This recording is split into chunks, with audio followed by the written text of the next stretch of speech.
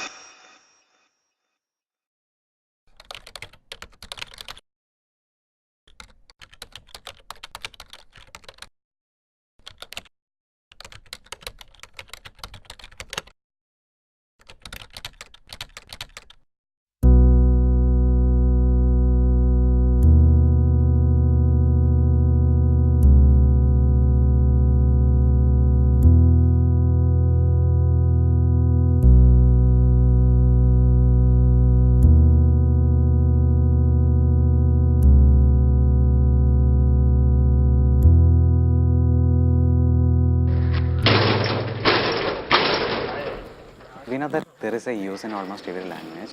It says that it's not a rocket science. That means that, usually that term refers for the things which are complicated for the human mind to understand. And actually speaking, rocket was the first engine which humans ever invented in its primitive forms.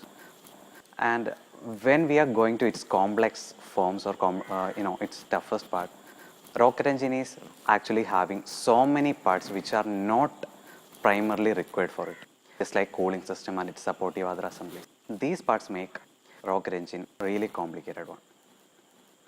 And we know that before starting this project, this is really a tough challenge for us to do, because so many brilliant and extraordinary minds have given their contributions to this science.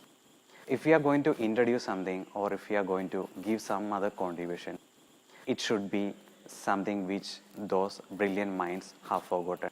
So in that way, we started our efforts, and we mainly concentrated on the cooling system of a rocket engine. Because roughly speaking, almost 20% of dry weight of a rocket engine is just the cooling system alone. Saying an example, for a space shuttle, engine weighs more than 6,000 kilograms, and its 20% will come almost more than 1,000 kilograms.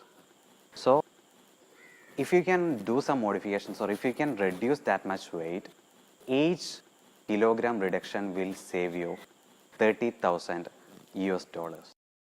Inside the combustion chamber, the pressure is near 200 psi, which is 14 times that of the atmospheric pressure. And the temperature will be around 4500 to 5000 degrees Celsius. That is 250 times more of our normal temperature. And our idea was to prevent the heating of material. That's why we started, because rather than removing the heat which is absorbed by the material, it's really good to prevent the heating process. So the fundamental idea was going like this. You're having combustion chamber walls. If you are giving some kind of covering or some kind of shield to the combustion chamber wall, that's going to be really effective, because that shield will prevent the heating of combustion chamber wall. So now our aim is to make a cyclone flow inside the combustion chamber. For this, we have developed an innovative injection method on the basis of fundamental Fibonacci pattern. The summary of the design can be explained like this. Specifically designed holes in the wall of the combustion chamber, which are tangential and also with an upward inclination in clockwise direction.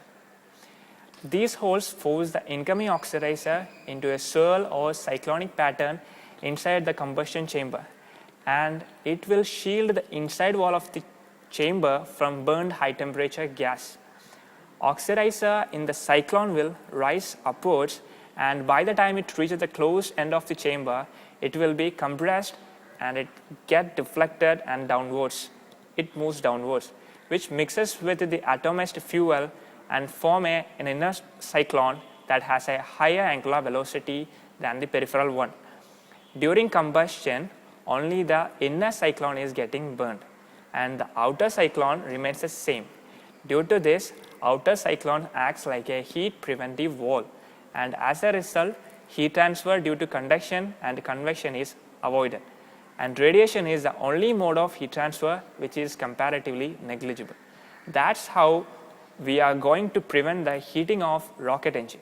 And this was the solution for the toughest challenge during the development phase. And there was an idea. We inspected that idea using CFD tools, and it really worked out in the simulation environment and in our brains. But we never knew that this will really work out. So anyway, we decided to move forward with the same idea that our oxidizer will be making a shield. It will be going in a cyclonic pattern, and that will be making a shield to prevent the heating. So CFD results really gave us confidence to move forward. And next thing we did was, just prior to the CFD modeling, we did the mathematical modeling of the rocket motor. And it was not a tough job at all, because since 1965, we were having sufficient manuals provided by NASA and related agencies that really helped us to do the mathematical modeling of a conventional motor for the required thrust. But real problem started after that. We need to make a proper mathematical solution for obtaining the cyclonic flow pattern. And in doing that research, we came to meet up with Fibonacci series. And Fibonacci series is actually the simplest or stripped down model of a cyclone in a 2D way. So we researched further and we developed a mathematical solution for our combustion chamber situation. And based on that mathematical solution, we developed a special oxidizer injector pattern that will result in producing a vortex flow. The overhead fuel injection system should also cope up with the oxidizer pattern. Only the proper mixing of them will ensure the effective stoichiometric ratio for the burning. Our fuel injector is a non-impinging type. At the injector end, we achieve the atomization of fuel by forcing a high-pressure rotational flow through an orifice. In fuel injector cold testing, the spray is appeared as smoke. This proves the effectiveness of our design to provide high degree of atomization for the fuel. Okay, and when we are saying about the usual kind of projects, once the mathematical modeling and design process is over, it's done. It will be pretty easy for the machining or the prototype manufacturing. But here, it was not the case. Once the design and development phase is over, we started manufacturing the prototype. Since the rocket engine is subjected to extreme temperature and pressure condition, material selection and production should be done with utmost care. Main chamber is made of alloy EN8. Nozzle valve are covered with a tungsten layer and throat is designed with graphite inside. Of all machining processes, making of the oxidizer hole was the toughest. Also, in the performance, this plays most crucial part. Even a minute variation in this could cause catastrophic effect on the performance, and we overcome this challenging precision job by manual laser drilling.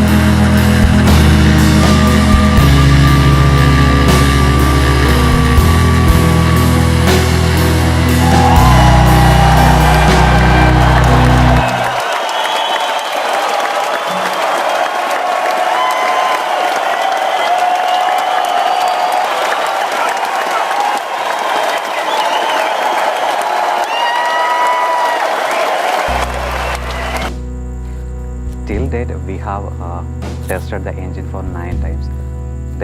All of them were a static test, and from the data acquired during these tests, we have successfully verified our idea that it has got 100% success rate.